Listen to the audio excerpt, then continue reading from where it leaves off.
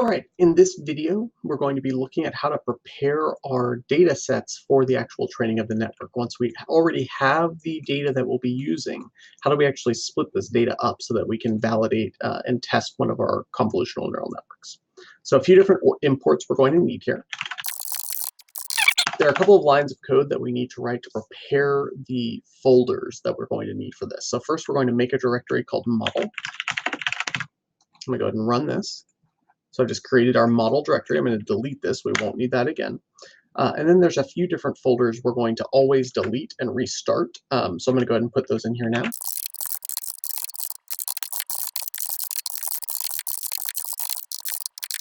What this will do is every time we run this code, we'll delete anything we currently have in our test and training data set, and then we'll make a series of folders that will first be at the root, the train or test, and then within our training data, we're going to have twins images and diff images. The same thing for our test, we'll have twins and diff. We'll be using the data in our training folder to calibrate the model, that is to look at the internal validity of our model, and then we'll be using the test data to validate our model, to look at the external validity of the model. So all this code is going to do is copy files into either the training set or the test set.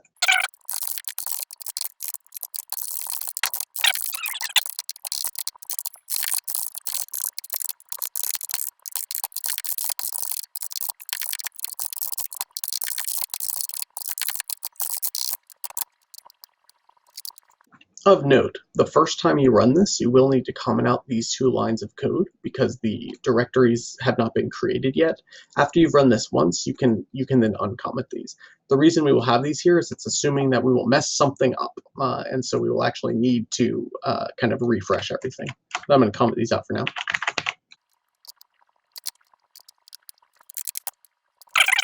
What's going on here?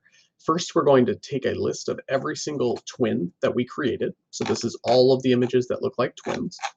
Then we're going to randomly shuffle that list. So we're going to put them in a random order. Then we're going to take the first 100 of those and we're going to call them the training set. And then we'll take the second 100 of them and call them the test set. Now, in practice, you might want to take half into your train and half into your test. But because we're working with limited computational resources, we're just going to take 200 in total. Out of those 19,000 or so that we could take. Later on, we'll talk a little bit about the differences in the models that will result. Once we have these lists, we're then just copying them. So we're taking the training set, and we're copying that first 100 into /model/train/twins. And then we're taking the second 100 and we're copying them into the test set. We're going to do the exact same thing for the diff files. I'm just going to copy and paste this because it's literally the same thing. We're just changing twins to diff. And then when we run this now, so this is the second time I will run this, it will delete everything in the train and test, and then it will create the new folders, and then it will copy the data into those. So I can run this as many times as I want now, and it will always do that. The reason why this is helpful is I can now, on the fly, I can adjust how big my training and test sets are, so I don't have to rewrite the code anyway. So I'm going to go ahead and run this. And this will go ahead and copy over into my training and test set, these folders, all of the appropriate data. All right, now we're going to train a convolutional neural network. We'll go over the detail of how those work in class, but here we're going to be using the training data and the test data to distinguish between a binary case of either two images are of the same person, that is, they're twins, or two images are not of the same person. So first, let's do a lot of imports. So these will be the actual imports we're going to be using for this exercise, and these will be mostly convolutional neural network modules that we'll need.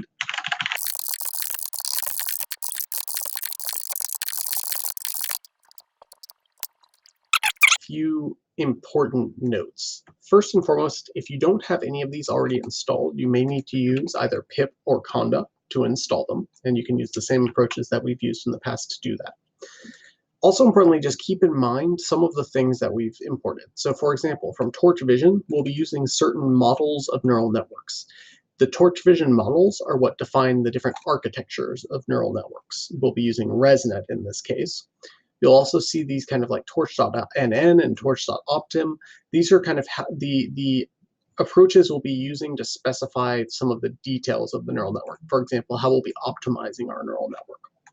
There are also a couple of other things we'll want to do. We'll want to set random seeds just to try to make the results that we're going to create as replicable as possible. Now, we will be using a lot of random variation, and neural networks with small amounts of data are inherently very unstable, so it is tremendously unlikely that you will get the exact same results as you see in this video.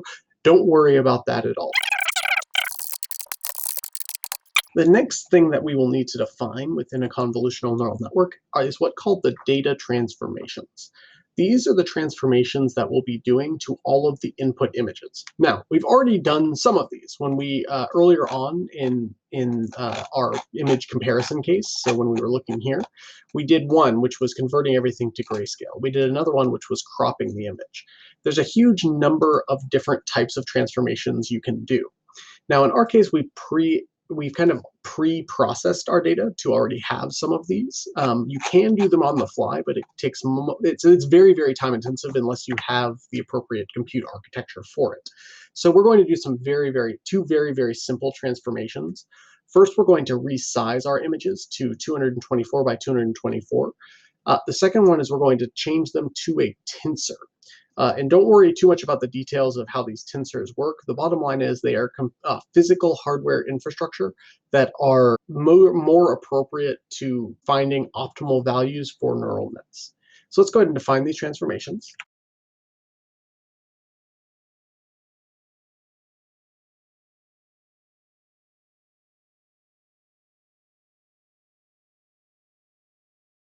Okay, there we go. So now what we'll be doing, again, is resizing our images and then loading them into our tensors for analysis.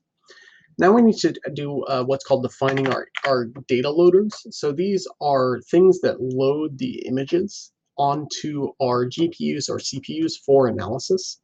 These effectively iterate through all of our images and they define them using these data transformations that we just created. So let's go ahead and turn those on now.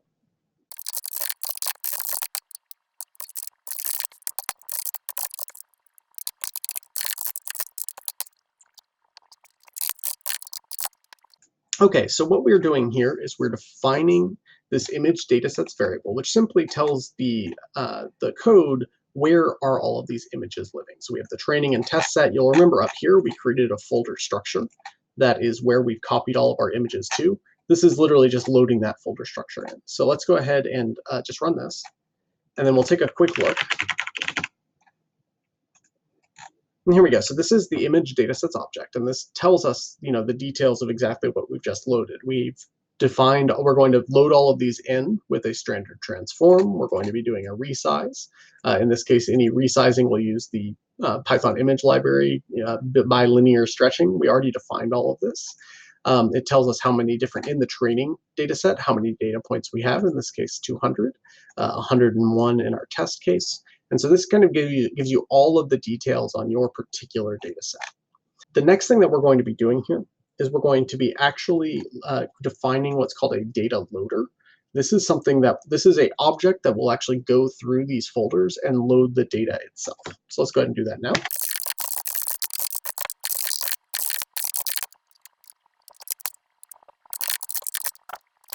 Essentially, what we're defining here is how many images we're going to process through the neural network at once. So a batch size of 1 means we're going to pass one set of twins or twin versus diff at a time. Number of workers, so in our case, 0 just means use all of the CPUs that you have access to. The next thing we have to briefly do is define the dataset sizes and the class names.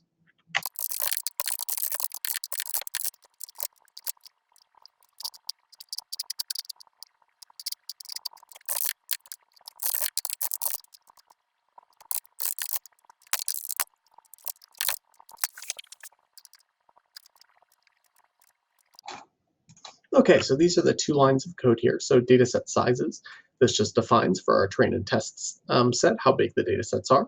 And then class names is just saying what is the first and second class. So in this case, we have diff and twins. The reason we know this order is because we know what we named our folders, right? We have twins and diff, so we already know what these are. You can also, instead of just doing diff and twins, if you're not sure about the ordering of like how, for example, the computer decided to load in diff versus twins, if, in this case it was alphabetical, you can instead do this.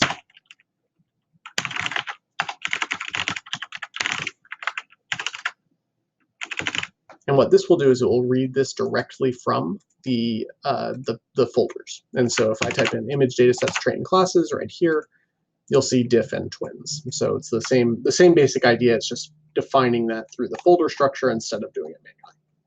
The next thing we're going to do is define a start point. We are going to record how long it takes to run this script because the CNN fitting actually does take a little while. And now we're kind of getting to the real meat of the models. So first we have to define the type of network we want to fit. There are many, many different network types. We'll be using what's called a residual net 18, ResNet 18, which is a relatively small neural network that has been shown to be pretty effective for image classification problems. Now, the fact that we're using ResNet 18 will limit the overall accuracy of our model. There are going to be drawbacks to using a ResNet 18. However, it will be practical to fit on a compute core, which is what we have access to on this Jupyter hub.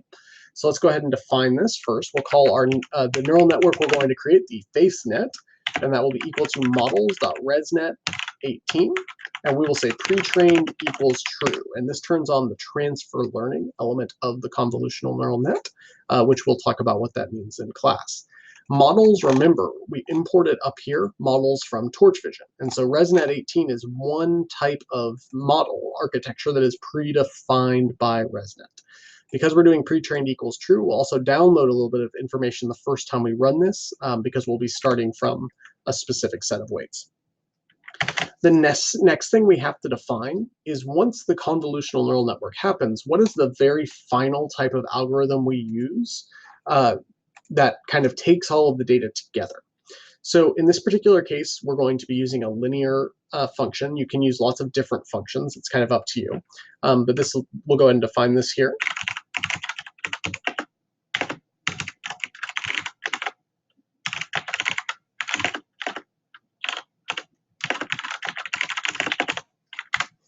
Okay, and so what you're seeing here, this is saying we ultimately want to fit. The final output of our model will be a linear model that takes in 512 features and then puts out 2. So to give you what these are, out features, this is the number of classes we are predicting. So we're predicting either something is a twin or is not a twin. So there's 2 possible outcomes here. So we're going to have two outputs. In features, these are the things that we're predicting with.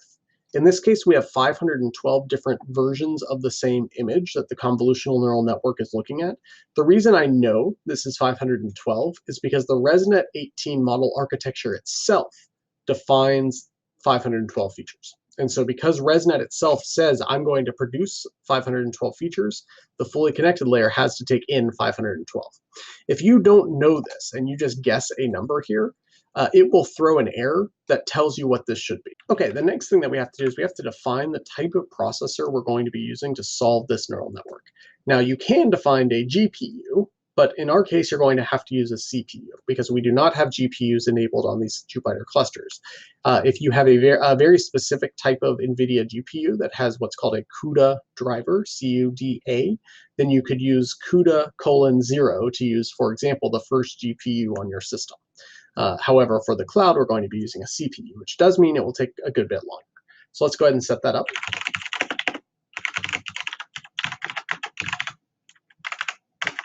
The next thing we need to do is define our loss function. There are lots of loss functions that we could select. In this case, I'm going to use something called cross-entropy loss. But again, if you go and look at the documentation of the PyTorch, you can actually see the other choices you can make. So you can do things like L2 norms or L1 norms, depending on the class of problem that you're facing.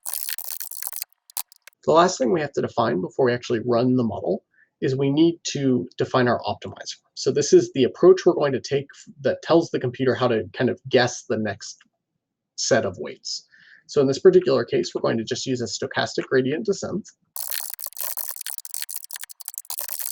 And there we go. So this is the final line, which is just to train the model. Now, very importantly here, this in and of itself is not actually going to update and do anything. All we're doing is we're loading in the initial set of weights that are our guesses.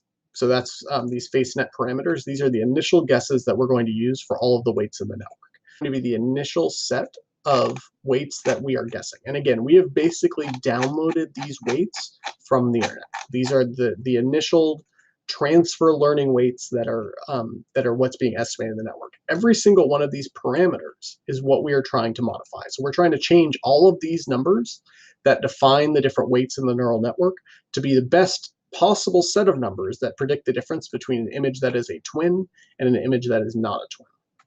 Let's go ahead and close this out.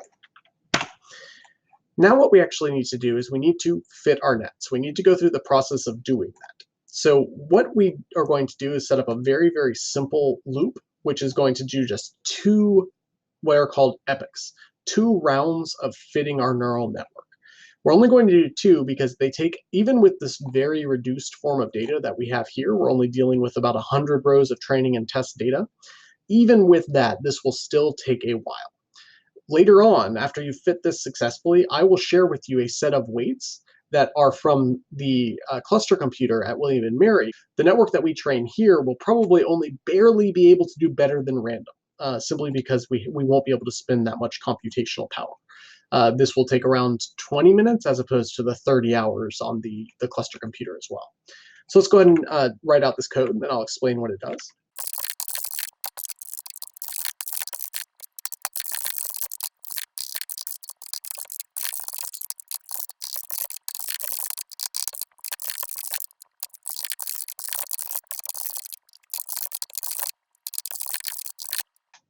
Okay, so this is not done yet, but I do want to pause for a moment and just show you what this output looks like.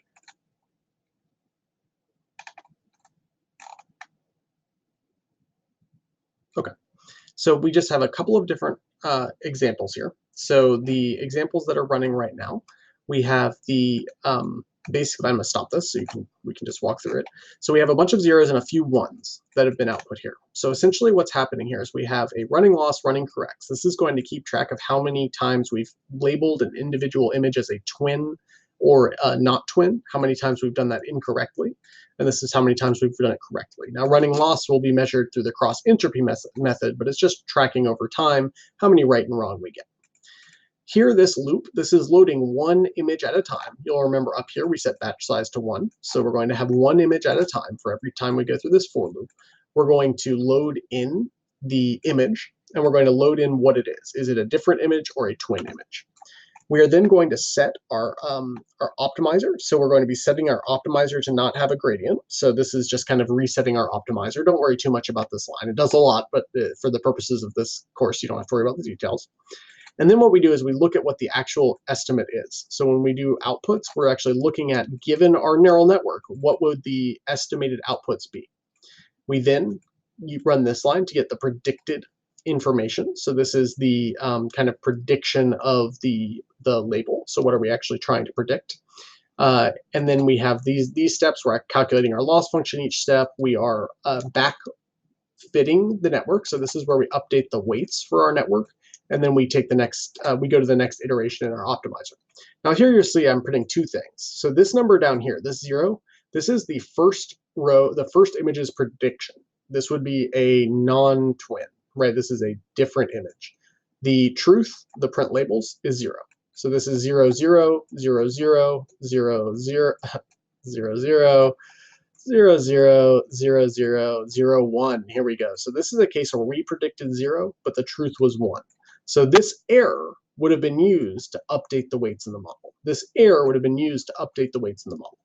We're going to go through this for every single one of our images, and then we're going to get a set of updated parameters based on our backwards optimization here, and then we're going to do it again. So the second round, we're going to just do the exact same thing again.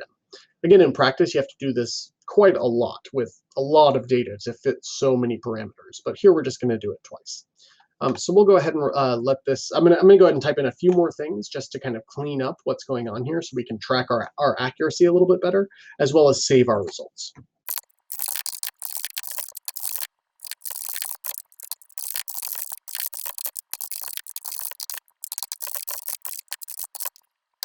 Okay, so now we're going to be running this. Now keep in mind, this part of the lab, once we get our first epoch of accuracy, this is going to be a cooking show. Fitting this does take a while. You should expect it will take you a while as well. If you do have issues fitting this, you can, up here, change these sizes. So right now we have 100 and 100 and 100 and 100. You could change these as low as 50, and then 51 to 101. That will even further reduce the quality of your network. But the purpose of this exercise is not to get the best possible network. It's to show you the technical steps you need to fit a convolutional neural network. I will provide you with a alternative best model.torch later on in the lab. So your goal here is to simply get this actually processed. All right, so this is the first epoch did just fit. It's still running, but we've just gone through all of our data one time. And what you can see here when we do this, when we printed out the epoch accuracy, it means our overall accuracy so far has been about 56%. So as noted, the network will be fitting here because we have just limited computational power will not be amazing, but we're a little bit better than random. So we're going to keep running this, and you'll see, I'm going to skip a lot of video here until this completes. What we're going to do after we finish running through this twice is we're going to save the best model parameters that we can find using this line, and we're going to save it into a file called bestmodel.torch. You can call this whatever you want. We're just going to load it in later. So let's just hold off on this, and we'll wait for just a moment. All right, there we go. So we now have fit our first neural network. So let's actually talk a little bit about how we can use this network. So you can see there's two different rounds we've done. Our first epoch actually had an accuracy of 55%. Our second epoch had an accuracy of 48%. Though when we do best model.torch, in this particular case, the best model, quote unquote, is not going to be as good as the first model we found. Don't worry about that too much. You could easily, save one and then update it later on. There are a lot of other ways that you could do this. We're just going to take this one because it took quite a while to run, and so I'm going to go ahead and load this one back in. And keep in mind, again, it's not going to be very good. To load a neural network backend, first we have to define the architecture of that network. So we can't just say load bestmodel.torch. We have to define what is the data in bestmodel.torch. Where should we put the different parameters that we solve for? So to do that, first I'm going to define our model. It's just going to be a copy of the model we defined earlier in the script. Okay, so this is all it is. I mean, that is our defined network architecture. And then we're going to do one more line, which is what says take the weights we solved for here and load them into this new model. And voila, all keys match successfully. Yay, that means our neural network loaded incorrectly. Now we get to do the fun part. We actually get to apply this neural network. So let's take a look at this. And let's load in a face. Let's take a face of a good old Aaron Eckhart and Vincente Fox. So we'll do these two, face 1 and face 2. I'm just going to copy and paste this from earlier in the video. So these are our two faces. I'm going to copy and paste also the code that let us copy and paste this. So we'll do this. So this is just, again, defining it, and you can copy this from earlier in your own code. This is just defining the size of the image that we want to create and then pasting the two images next to each other. IMShow, so this is the matplotlib IMShow. This is just another way to output that image. Oops, and then, sorry, at the top of this, you need to put... All right, and then IMShow is just another way to show this image when you include that. And there we go, voila. So this is the image. Now, let's say we want to know for our neural network, what is the probability that these two images are twins? Now, of course, we know that the probability is quite low. They are not twins. But let's see what our neural network says. So to do that, first we have to define the same information transforms that we did a moment ago.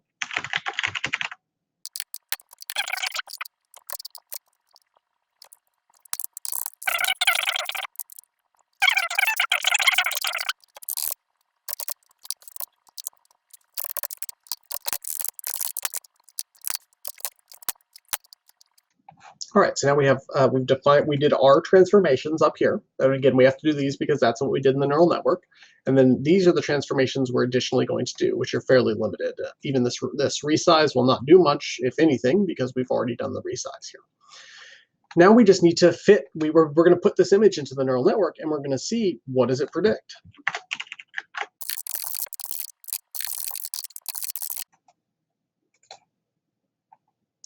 And there we go. So this is finally the actual prediction for this image based on our trained neural network.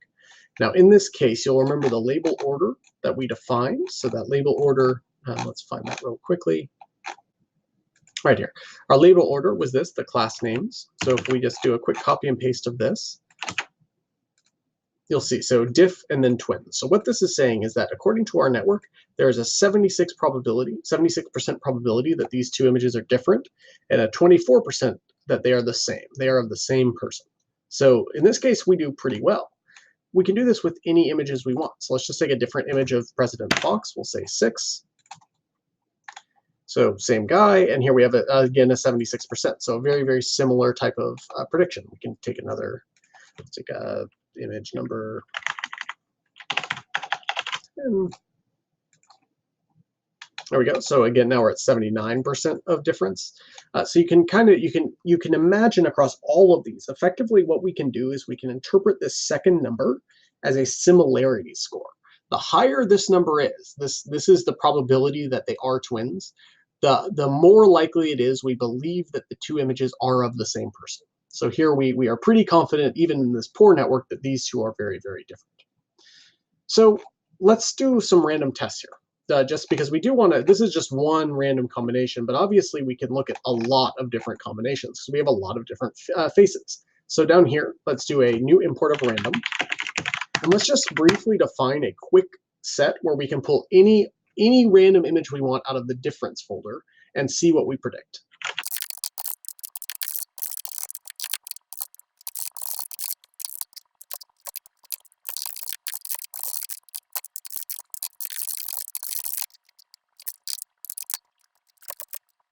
All right, here we go. So this is out of the different folder. So this is just every time we run this, it's going to pull a random image out of our difference folder and make its prediction.